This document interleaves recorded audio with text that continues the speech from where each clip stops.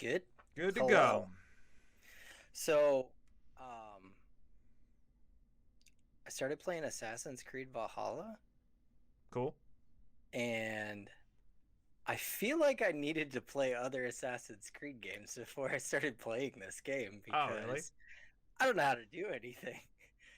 Like, I get that every one of them's different, but I think like the basic mechanics of like what to do and how to navigate, I think I was supposed to have played like the last two, Origins and Odyssey or whatever, because I'm just like, I just show up places and then I just kind of like stand around and I'm like, what do I do next? There wasn't like a tutorial or something? Not really. Or No, did like, you just choose to not do the tutorial?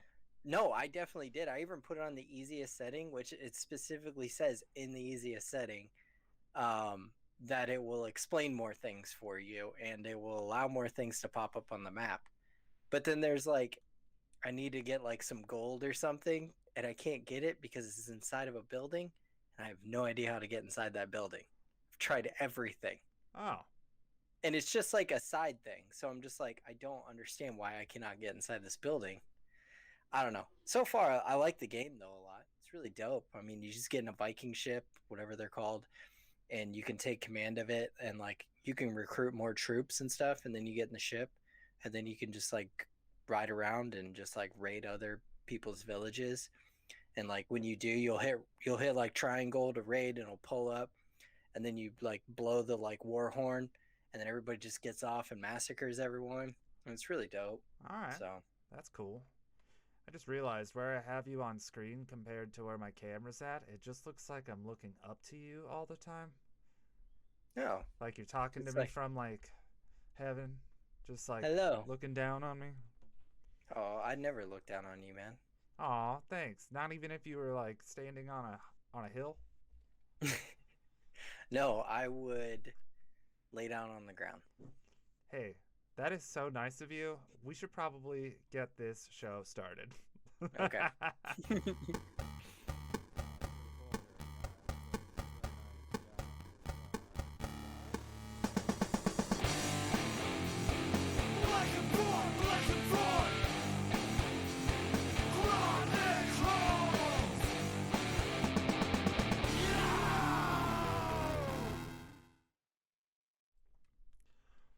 What up, what up, what up? Welcome to the show. Welcome to BFC.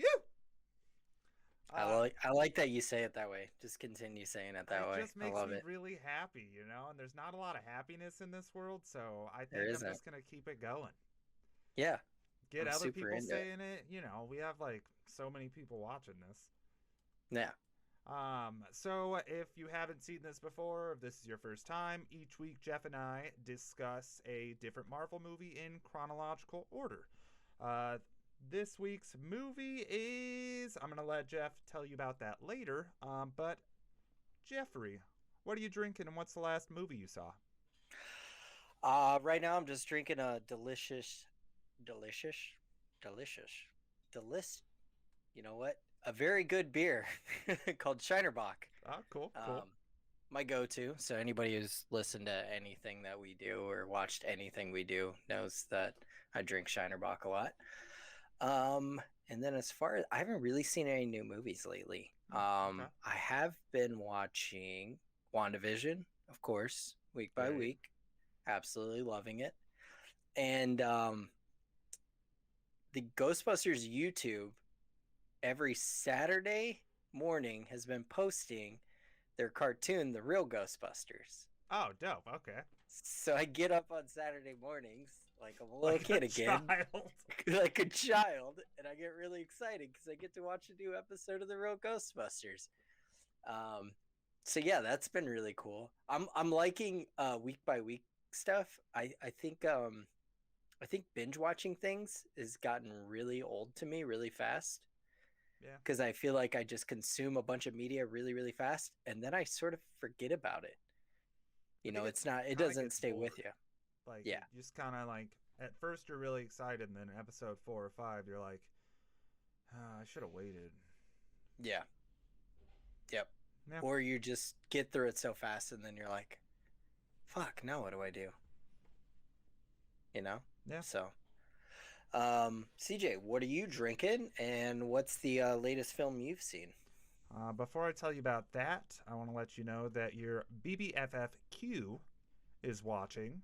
Um, Oh, they seem very, very excited about that. So, hello, Q. Thanks for tuning in. And oh, Mom, hello. hello. The what I'm drinking tonight is, as always, a soda water, and then I'm also drinking an orange carrot juice in a mug that says "I just love weekends" Oh, because I do. that's adorable. I just love weekends. I like it. Oh, I forgot. I'm also drinking water out of my, if I shall say, the movie that we're watching today. Very obviously. Oh, that's great. Yeah. Oh, the handle? Yeah, the handle's super dope, That's right? awesome. Yeah, that's super Right? dope. The last movie I watched was Sonic the Hedgehog. First time? First time. What'd you think? I loved it. Right? I mean, I went into it with I had like weird expectations because I know that everyone had a bar set really low for it, and that created a lot of people to love it. And I just kind of went in with an open mind of just like, this is just gonna be a fun movie that I'm gonna watch. And I got so sad in the beginning. Also, I'm really emotional now due to just like the pandemic and the Yeah. world being terrible, being stuck home all the time. So like that really got to me of just him being alone in the world. Uh, I thought all the performances Yeah. were great. I thought Jim Carrey. It was so nice to see a '90s Jim Carrey again. Yes. Um, I guess I won't do any spoilers, even though that's been out for a while. But Well, like, the sequel just got announced. oh, it did. Okay, Yes. all right. So I was, and I honestly, I was hoping that even though there was a post-credit scene, that they weren't going to do a sequel. Nope, they're doing it, and it's very obvious in the title. The two is done with Tails's tails. Yeah. Yep. Okay. Well, I mean, it was exciting to see Tails. If you missed that, whoever's watching, sorry, whatever. I don't. It's Yeah. been out If you for a while. if you didn't see it by now and you really want to see it, you would have seen it. Yeah. So This is on you. yeah, don't Yeah. don't put this on us. No. We're No. just a couple of guys. Yeah. All right. Jeff, what movie did we watch? Um, being that I had a little preview there with my cup, we watched 2019's Captain Marvel, starring Brie Larson, Jude Law, Ben Mendelsohn, Annette Bening, Clark Gregg. I guess I'll take it over from here because, uh, you know, Jeff's audio is being weird tonight. Captain Marvel is about a lady that is just marvelous.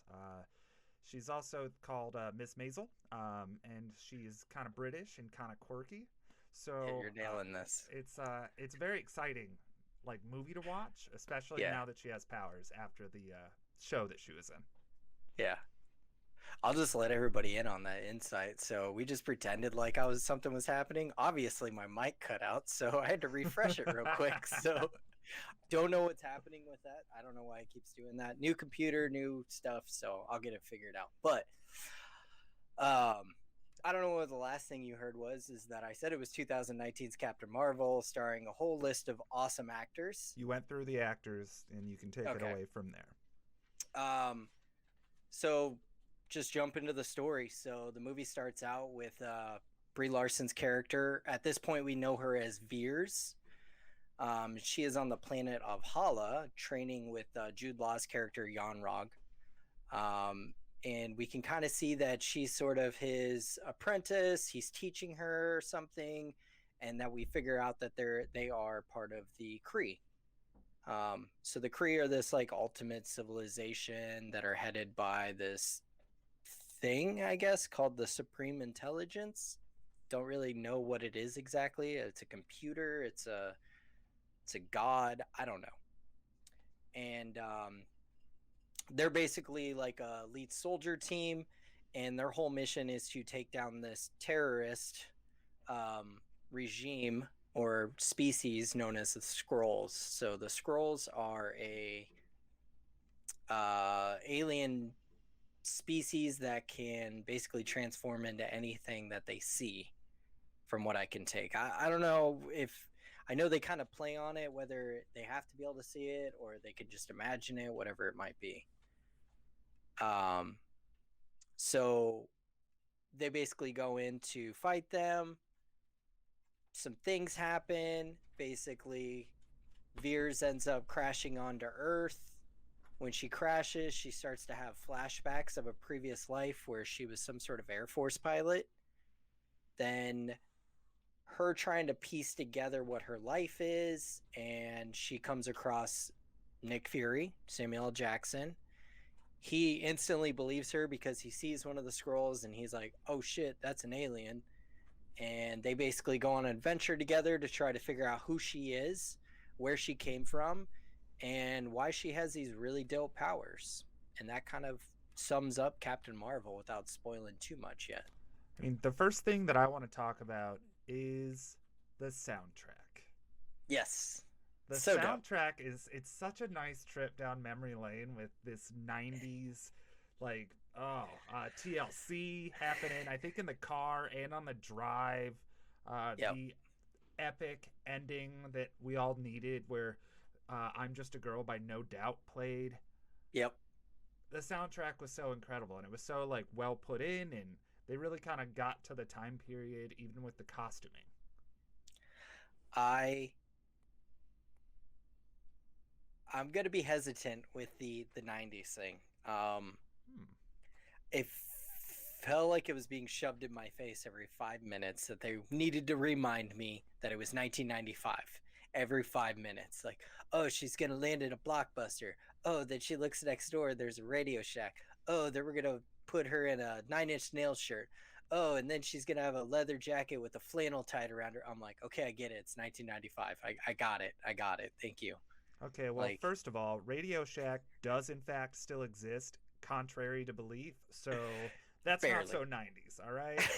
Not so 90s, Barely. man. It barely exists, Oh, but it does. okay, excuse me. She goes to the Radio Shack and gets an original Game Boy still in box out of it to help tap into the phone booth or the payphone to call. Okay. Well, I disagree. I really enjoyed it. It was nice to not think about like having a cell phone and just having to be a Yeah. person. Yeah. So, all right, okay, all Okay. right. Okay. I'm gonna have a lot of very controversial, probably polar opposite stances on this movie than you are. That's fine. Let's hear one. Yeah. No, I'm not gonna get to the. Well, okay, okay. The whole Nick. How did you feel about the Nick Fury? Like, oh, how did he lose his eye? Was it this way? Was it that way? And then it finally comes to the end that he was scratched by a cat thing. What they call him? Flirkin. Flurkin. Yeah, Flurkin. Flurkenbergen. And I would agree that like that kept just happening, and it was just like, was that it? Was that it? Was Yeah. this it? Oh, it was this, and I was like, cool. And then like the joke at the end when they give him the gift of like the box of eyeballs, I was like, come on. Yeah. It was a little too like, all right, eye rolling. Um, this was only my second time watching this movie. The first time I saw it in theaters. Uh, I I got a little emotional at parts where I was like, "Oh, this is kind of dope." Like kind of her empowering moments and her moments where she like was like, "No, I don't need you." Like basically like showing Jan Rog and showing that the Kree that, hey, I don't need you. I can stand on my own and be able to do this. And I was like, "Oh, it's kind of dope." But there are so many other moments in this movie that just didn't land for me. Well, let's talk about the character, because one thing that I love about the character is there's this childlike wonder because of the fact that she only knows like, what is it, 5 years of her life? Like Yeah. her memory was completely gone. So there's this just like childlike hanging out that has all these powers. And even in the ending fight scenes where she's like kind of like stepping up to the plate, it's still there. So I It really liked it, and yeah. It is, but I felt like she was all over the place with it sometimes because sometimes she would go into that sort of childlike with superpowers, and then sometimes she was like super quick and witty and smarter than everybody, and I was just like, Pick a pick lane. I can pick okay. a lane. I You know can what I see mean? that. I was like, what is your character exactly? Like, are you this way? Are you that way? Like, I don't really understand it. So, um, I will give full disclosure. I do not like Brie Larson playing Captain Marvel, Hmm. playing Carol Danvers. I don't like the character. This is my first casting choice that I am 100%. I don't like it at all. I thought I was going to, but watching her the second time, it just doesn't do it for me. She looks like her. I'll give that to her. She picks up certain elements of what I she definitely brought her own idea of what Carol Danvers is. Um, but I felt like she was all over the place with the character sometimes. There Hmm. was even scenes where she's very stoic and very like when she's talking to the intelligence supreme or whatever, and she just suddenly like flips it off, and then she's real stoic, and then suddenly she's real goofy, and then she's real, um, smart ass kind of character, and I was just like, I don't know what her character is. I don't know I it. completely disagree with you because that is the childlike wonder that I see. Yeah, Children are all over the place. Full that's disclosure, true. not a dad at That's true. all, but I love to hang out with my nieces and I miss them very much. And their moods can flip on the switch of a dime, Yeah. like in a moment. So I thought that at least I thought that was a directorial choice to make that happen. I could be very wrong about that. And yeah, no, I really liked her as Captain Marvel. This is probably my Okay. third time seeing it. Um, Not one of my favorite Marvel movies, but I do enjoy it. And I think it was just a good movie for people looking for a role model. Yeah, yeah. Don't get me wrong. If any little girl sat down and watched this movie and was like, "I love this character. She's super badass. I want to be like her." I am 100% all for that. Maybe, as Brie Larson would say, this movie wasn't made for me. Um, and maybe it wasn't, but I just didn't. I didn't enjoy it, or All didn't right. enjoy her. Didn't enjoy her. I enjoyed the movie overall. Okay. I didn't enjoy her, which is, yeah, it sucks when you don't really like the actress playing the main character so much. But there were so many other standout um, actors in the movie that really kind of honed it in for me. So Yeah, Ben Mendelsohn. Like that was my champ of the movie. I'm at a I'm not sure who my champ is, and we can get into that. But let's just I talk have about Ben. I have two also. I really we'll stay with Ben Mendelsohn, and I wonder who your second is. I Okay, really all hope right. we pick the I'm same again. excited for this. All right. Yeah, yeah. I So really hope we did. Ben Mendelsohn acting through those prosthetics, and we'll get into the effects of the movie in a little bit. He was so good, and just Yes. in the different forms and having to do voiceover work, I Ben Mendelsohn crushed it. Yeah. Like he even as he looks like this gross monster and he gets to see his family for the first time in so long, it crushed me. Yeah. And it was I mean obviously the child was so excited and his wife was really excited, but through those prosthetics you just saw all of his years of performance and it Yeah. was beautiful. Yeah. And I think the whole movie leading up to him meeting his or seeing his family, he was pretty much he was pretty much the same character of he never really, even in the serious moments, he didn't break his kind of dry, like sarcastic humor about things. He had really good like good timing on his like really kind of sarcastic moments in a serious moment. Um and I think it perfectly like kind of aligned when we kind of see the twist of his family as the ones that are on the ship. that his character also switched. So it switched the tone of the movie and his character at the same time. And I feel like those two kind of like accented each other like very well. Yeah. Like I really like that. Um, who was your second champion? Oh, Annette Bening. Annette Bening. Fuck yeah, Fuck. dude. Annette Bening. Dude. Annette Bening crushed it. It was the scene where she's in the mind space or whatever, and her eyes are this crazy green, and she's so villainous and great, Yes. and just kind of like real cool, just over cocky. Like you can't. Two actresses that will always steal the screen for me are Annette Bening and Sharon Stone. Whenever they're on screen, I'm like, they just eat it up. Yeah. We've done it again. We're 2 for 2 now. 2 for 2. 2 for 2 at champions. Yeah. Yep. Those were, they were both great. This was Stan Lee's last appearance in a Marvel movie, correct? Stan Lee recorded this one last. Okay. Endgame, he actually appeared in last. Oh, got it. Okay. Because I took a note of that, but this one had the moment at the beginning that was, thank you for everything, Stan, which I thought was really nice because, yes, I really appreciate what you've done. Yeah, absolutely. So that was we wouldn't have any of this without him. No, we wouldn't. Begged, pleaded, stole, borrowed everything he could to keep Marvel afloat for as long as he could before it finally paid off in the end for him. So, yeah, it was amazing. Did you notice the script that he was reading? Mallrats. Great. Mallrats. How dope was that? Like, such a nice... Oh, it was perfect.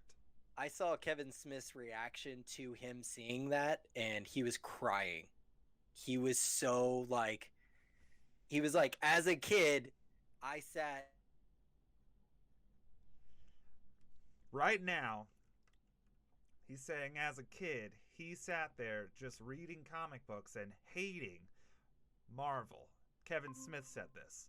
Kevin Smith hated Marvel comics so much and just didn't like Stan Lee. So he was crying because of the fact that Stan Lee should have never read his script. Oh, welcome back. Oh, hello. Yeah. No, that's definitely not what I said. So, yeah. Obviously, just the opposite of what CJ just said.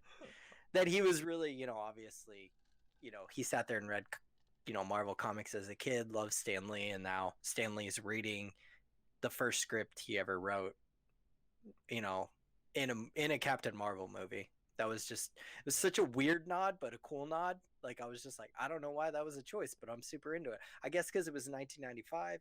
That was a really, important part of the 90s were Kevin Smith movies, to me at least, so I get it. I was into it. Well, Stan Lee had he was in Mallrats, right? Oh, yeah. Yeah. Yeah, he did have a cameo in Mallrats. Yeah, I believe so.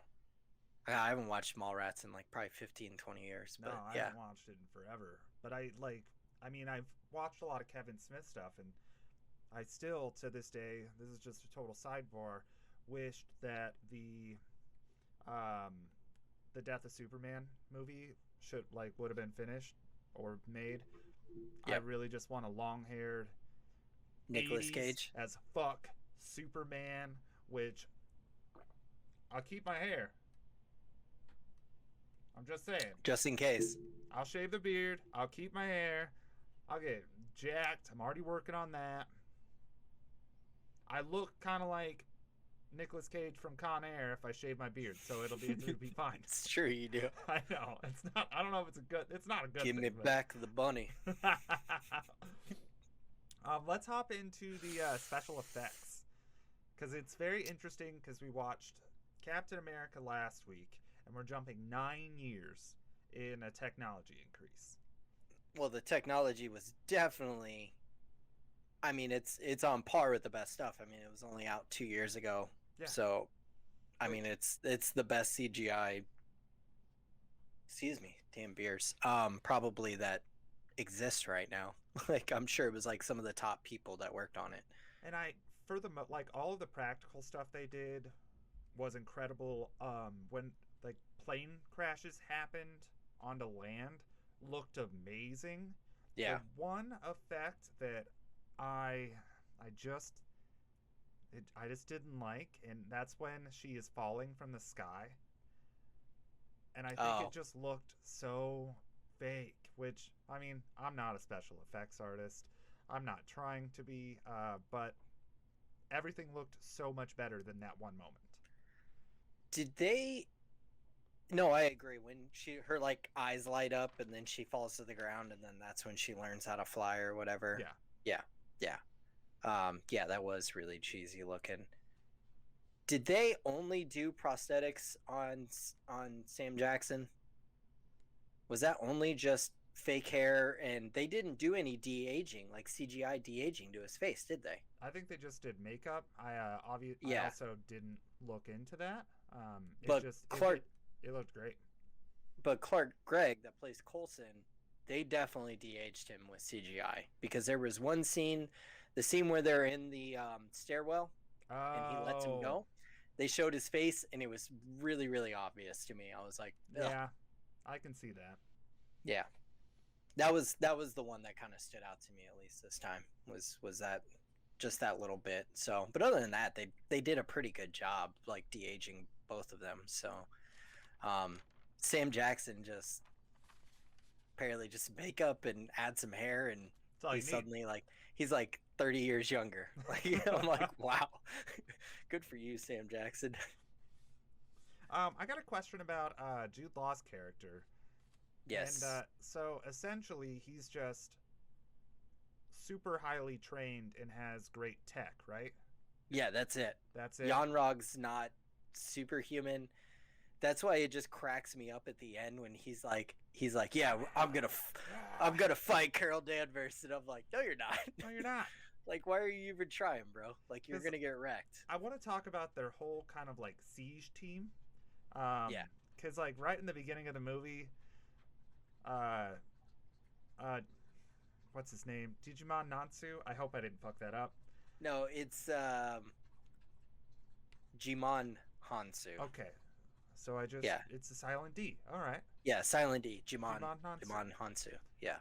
He comes in with swords, and like every time I see people come into high tech situations with low tech stuff, and granted he Yeah. crushes it in it, I'm like, that girl has a sniper rifle.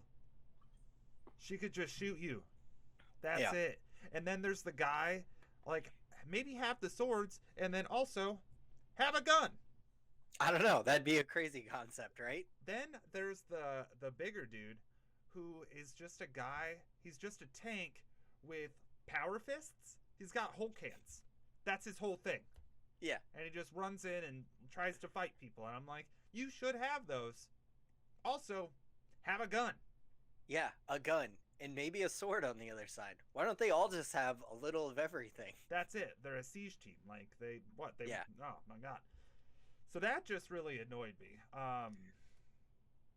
Yeah, I don't know why that annoyed me so much, but the whole time I was just like, bruh, Yeah. you just get shot if someone's over there.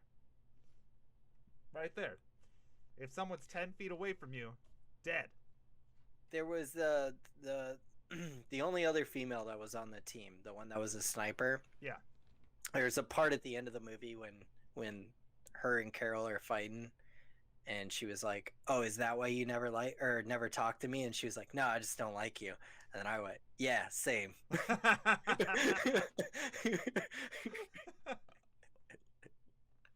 So I really felt with her character. I was like, "I like you." When it comes to the Kree, like they're talking about her blood transfusion, so the Kree also bleed blue, same as the Skrulls. Yes. Okay, because that never really happened. The Skrulls, yes. The Kree didn't. And that moment I'm, happened, and I was like, was that I'm a trick? pretty sure Or... the Kree and the Scrolls. I think the Kree and the Scrolls is a. I think it's a metaphor, or a comic variance of Muslims and Jews and the whole Israel thing. Oh. I think so. It's one of those. Okay. They're more closely related than they like to believe or they like to accept, kind of thing. Okay. That's that's how I kind of took it. The Kree and the Scrolls is like super important in the comics too. The whole Secret Wars and all that kind of stuff. That's super important in the comics. Which we can jump into that real quick if you want. Yeah, absolutely. So Carol Danvers, we're gonna stick to Carol Danvers' kind of creation and story a little bit, and not so much the overall Captain Marvel, Miss Marvel story, because there's been tons of different Marvels and stuff like that.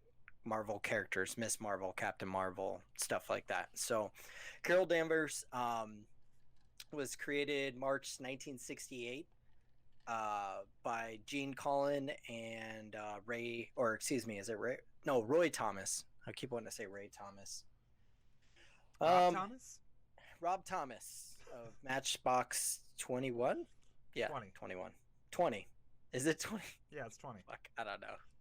They haven't been relevant in my brain in 20 years. They're So only relevant on It's Always Sunny, and that was a season that was like 6 years ago.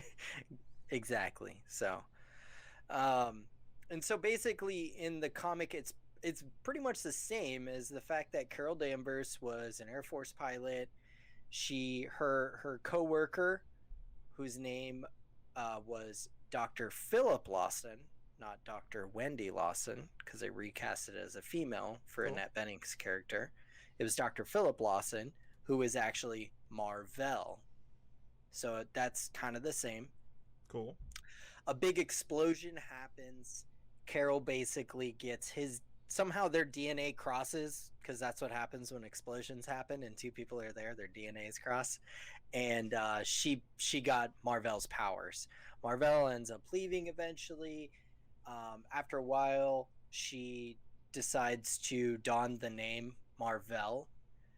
When she crosses paths with Nick Fury, he sees the name written and pronounces it as Marvel. So they kept that the same Oh, cool. in the Yeah. movie. And he says Marvel, mispronouncing it. So she just goes by Miss Marvel for a long time. Later on, when they moved out of the Silver Age of comics, and I think when they moved into Ultimate Avengers, she ended up changing the name to Captain Marvel because they wanted to take away the whole Supergirl, Wonder Woman, Miss Marvel. You know, why do you have to associate a character with their gender when they don't do it for the men a lot of the time, except for DC, who does only men, women. But Marvel tries to stay away from that a lot. So they decided, hey, we're going to call her Captain Marvel. Like, why does it matter what her gender is? She's literally one of the most powerful superheroes in the entire universe. So, and yeah, I mean, she's tied into some of the biggest comics, into Civil War 2, which I have not read yet, which came out just a couple years ago, I think, Cool. or within the Okay. past year or two, which is a split between Tony and Carol. So Carol kind of taking up that Captain America mantle of standing on one side. The whole fight apparently is completely different, but she's become very predominant in the Marvel comics now. She's one of the top dogs, rightfully so, Cool. because That's great. she's awesome. So, but yeah, that's, I mean, to kind of sum it up, I mean, there's a lot of other variants and other sorts of obscure long stories with her. So, but All right. Well, we've got to take a quick little break here. We're going to be right back to continue talking about this movie. We'll see you guys in a moment. Enjoy the smooth serenade of Cat Mass. Hey, welcome back. I hope you enjoyed that song. Jeff, where did you take off from? I wanted to backtrack a little bit because I just mentioned when the movie was made, but got pretty good reviews. Not gonna say amazing, but I mean, Rotten Tomatoes, it got a 79%, so only 1% lower than Captain America, so it's pretty good. But this movie made $1.1 billion. Wow. What he's trying to explain right now is that the movie made $1.1 billion, and all of that went into cocaine smuggling. Yes. All of that money went straight into that. So if you've ever done it, which I obviously haven't, probably came from that movie. Oh, hey, welcome Yes. back. Oh, hey. Oh, sorry. Yeah, I don't know what happened there. I passed out. Yeah, the movie made $1.1 billion and is the 23rd highest grossing film of all time. So, Wow. not bad. Not bad. Wouldn't have guessed Like, that.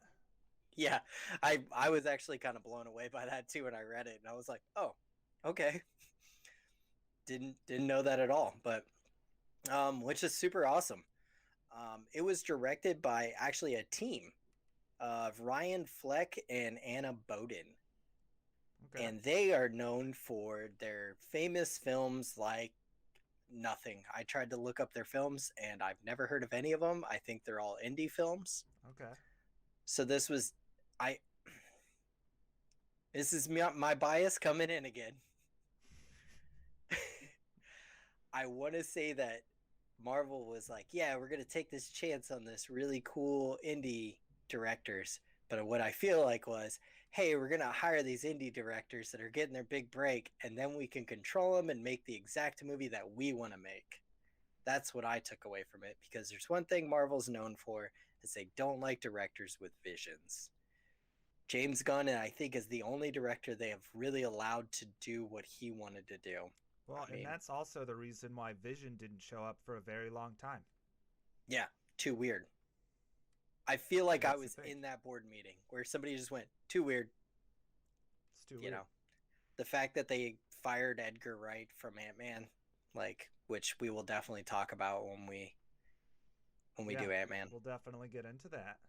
Yeah, which that would have been a fucking amazing movie.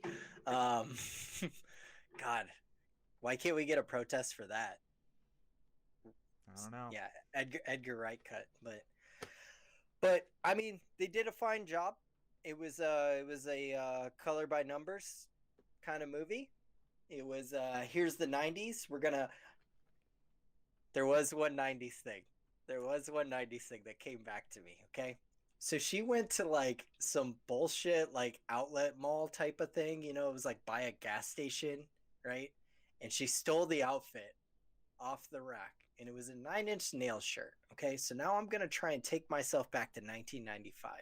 I don't know why. Maybe I'm completely off basis with this. Nine Inch Nails was huge in 1995. Why would one of their T-shirts be in some shitty, like off the street, like kind of little hand-me-down looking store? I just don't see that being a thing. And I don't know why that bugged me, but I feel like you have a lot of frustrations because you're an old man compared to me. Like, you're so old, and I'm just I'm like only I'm fresh only and like, I no, I'm don't. only 3 years older than you. Yeah, I feel like in those 3 years though, that society just crushed you. Oh, it's true. Because I was 4 when this came out, so I don't know much about what happened in '95. So I was just kind of like, oh, cool. Like, '95 seemed dope. All right, Yeah, I like that song. Oh, Nirvana. I Oh, remember cool. 1995 really well, actually. Yeah, and I think that that's what crushed this movie for you. So, Yeah, yeah, I don't know what to tell you about that. yeah, I have a lot of frustrations with this movie. Yeah. I don't know why. I want to talk about Ronin Yeah, because, like, I know enough about comics. I guess not really. Whatever. I hang out and talk to these guys. They tell me things. I do my own research. It's not a big deal. But I thought it was exciting to see him in this movie in relation to Guardians of the Galaxy, which we're going to get into at some point. But what is Ronin's title? Ronan the Accuser. So he is ahead of.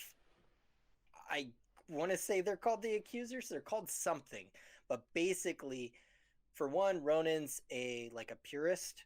So he's like more than just the political. He's like he believes that Kree are uh the superior race, Yeah. but he's in charge of basically a group of like how would I put it? Like, we'll bring it back to when we were talking about Muslims and Jews. Like, if the Kree were the Nazis, they're like the like hardcore dudes that go in and like hunt down the Jews and like wherever they're hiding. Like, they're like the really hardcore, super far Yeah, whatever I get direction it. I get the it. Kree. Yeah. Um, Yeah, that's basically. but He's what I he's didn't kind of a understand. general. That's a general. Yeah, he's kind Because of like a general position. okay, and also I don't know the orders of things, but I felt like that. I'm never gonna remember his character's name, but Jude Law's character kind of commanded him in ways. Yeah, I think his position is like directly below the Supreme Intelligence. It is kind of hazy what the rank structure is in the Kree world. Yeah, Like, that kind of confused me. I would assume that he would have been higher up because he brought in Carol Danvers after seeing her, which we haven't even hit on the fact that the Tesseract shows up again in this movie. Yeah. And that's how, Carol gets her powers, is that the Tesseract blows it, or she blows it up, and it infuses with her body. Well, she blows up the core that was made from the Tesseract. The core that was made from the Tesseract. Yeah. So she basically takes in the powers of the Space Stone, which apparently makes you super powerful. It's cool. I would like to get my hands on that. I'm into it. And the fact that he scoops her up and that the Supreme Intelligence Supreme allows him to be and train her basically obviously shows that his position's pretty high among the Kree. So okay. But not high enough that he is not too big to take public transportation at the beginning when they're on the subway. I don't know why I was just like, they just look like they were in this decrepit subway, like, or this train, like, with just common folk. And I was just like, if he's so important, why is he just like taking the train? Like, yeah, that's what I just didn't quite get that, because the moment where he's like, I'm gonna send warheads, like leading up to that moment, which sending warheads, that was a little dramatic. Ronan, get it together. Yeah, a little bit. I just couldn't understand the structure of who was the leader who was higher up, and I'm still very confused about that. Yeah, I'm from what I could take. Yes, because he even in Guardians had to answer to people because he kind of went rogue, I think, in Guardians. He did. From the rest of the Kree. So, yeah, he was still like, he still was supposed to be answering to someone. He's just such a purist and thinks he's the master race that he just brought his crazy followers with him and took off from the rest of the Kree by Guardians. So, all right, well, was that the same actor that they used for Guardians of the Galaxy? Yeah, Lee Pace. It was him? Okay. Yeah, same guy. I was going to look it up, and then I was like, I was going to ask Jeff. Yeah, he looks a little different, but that's because they didn't put like the black war paint on his face like he does in Guardians. Different. So he does look different in this. He doesn't. Okay. He's not rocking that. So. Okay. Yeah. Well, I mean, he gets punked out a lot. Yeah, he does. And I love, like, for being this badass dude, like. And he gets punked out in like the worst ways. Like. Yeah. Carol Danvers is just like, get out of here. She does the Captain Marvel fist, which is, I do appreciate the little like mannerisms that they added, because that is something that Captain Marvel does. Like, she does the whole like paw or fist into palm thing or whatever, and that's what she does to him, and he's just like, I think we should go. Let's go ahead and just split up out of here. So yeah, we should leave. Yeah, he gets punked out a lot. We'll get into him getting punked out in a further episode, which I'm very excited for that episode. Now, I do want to talk about another Marvel movie, because why does Nick Fury wait to use his little pager and tell Infinity War when he's disappearing? I feel like the attack on New York in the first Avengers was enough for him to be like, oh, there's an alien race attacking us. Maybe we need to bring in the big guns on this. Yeah, well, for those of you that are watching and have never seen Captain Marvel, at the end of the movie, Nick Fury gets a pager so that at any time during any catastrophic moment, he can call her. And yeah, I don't know why. Like I don't know. that doesn't make any sense because Because if I don't know if he was just really trusting his new formed team that didn't get along with each other yet, to be like, you guys got this. I don't need to call in the most powerful being in the universe. Like, I mean, he did have a lot on the line. Well, we'll talk about yeah, that when we get to that. But just take a note of it, and once we talk about the first Avengers, we'll definitely talk about that. Yeah, that yeah, might be a little longer of an episode because we got a lot more to unpack there. yeah. That's an important one. So for sure. Man, I enjoyed the movie. I like the fast pace. I like the dog fights in the planes. I thought those were really cool. Thought those were well done. Oh, I really like Maria Rambeau. Oh yeah, Her She was awesome. she's And great.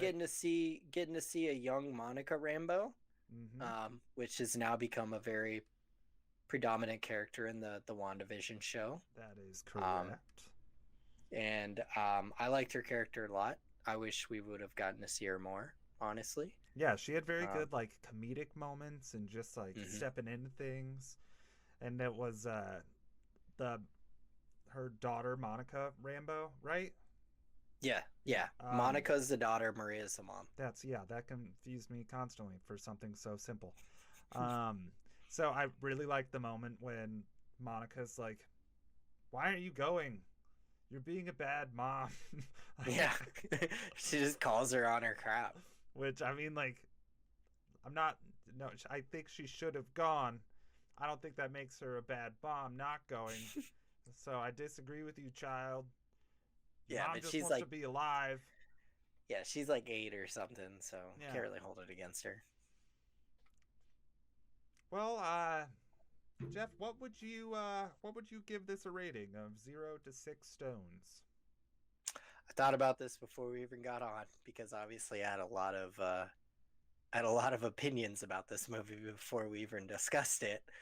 I'm gonna give it a 2 out of 6 stones, and I'm gonna stick to that.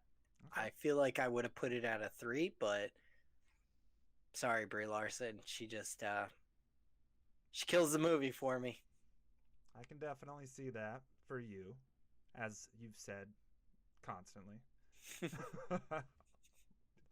I'm gonna go ahead and I'm gonna give it a 4 because I think it's a better origin story than Captain America. Um, and no, I didn't have any problems with that, and I think a lot of those things were directorial choices. Okay, Yeah. I respect your opinion. Well, I don't respect yours.